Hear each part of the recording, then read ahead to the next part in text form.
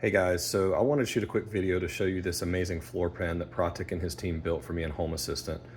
Going into this process, I really wasn't sure what to expect, but these guys exceeded all expectations.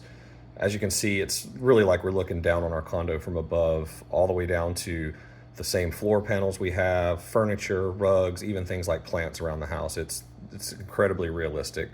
And of course, it's got basically every entity and device from Home Assistant that I would want to control. It has its own icon in here. So for instance, you can just quickly tap a light icon and it's going to turn on this light for this tapestry right beside me. As you can see, it turned that light on immediately. We've even set up things like group lights where it'll turn on a whole group of lights in the house and it'll turn them on even a prescribed dim.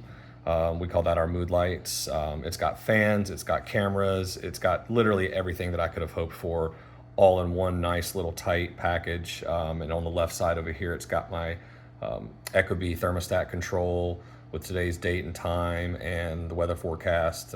It's really just an all-in-one system. And if you're thinking about hiring these guys, I highly recommend them. You won't be sorry. They'll do an amazing job for you.